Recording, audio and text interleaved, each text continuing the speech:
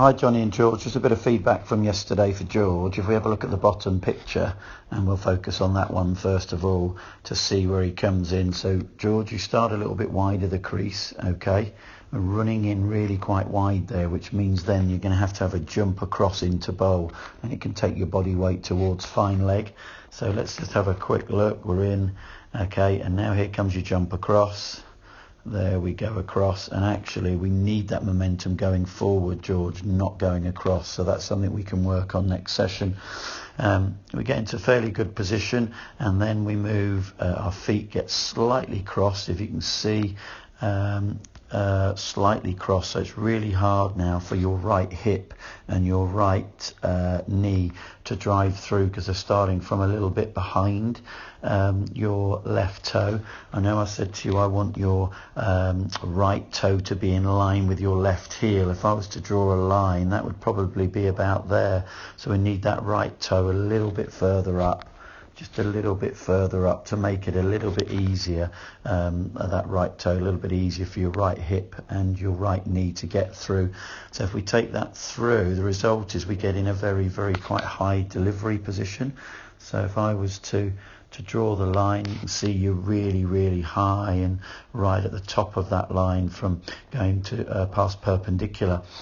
The drill at the top enables you to really work hard on that action, George. So if we have a look at the drill at the top now, where you're driving through and everything's moving to the target, so with your head up and better feet alignment, you can automatically already see that your arm is a little bit lower, and that will aid your drift and allow you to also spin the ball a little bit more. Leg spins, drift and dip is really important to them if you can gain that and pick up that, and that comes from having what we call a concrete action, and that top one is a concrete action where you're bowling over the front foot. Your alignment's really good, your arm's a little bit lower, and you can really get some pull and bowl. And look at how you really drive through that top one, really drive and pull through, and we don't over rotate as well, so you don't actually get that right foot going past the line.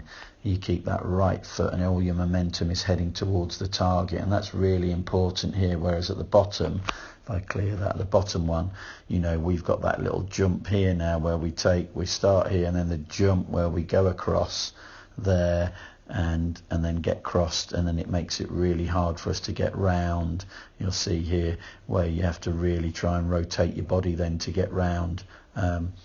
So I hope you find that useful. Work hard with the drills. You need to do 30 of them 3 times a day. Remember the ones on the knee. I'll send Dad the one on the knee as well. But you need to be working hard on those top drills on the screen, because those are going to really benefit you, George, and get your action more rhythmical and more smooth for when you bowl off your full run. Hope you find those useful.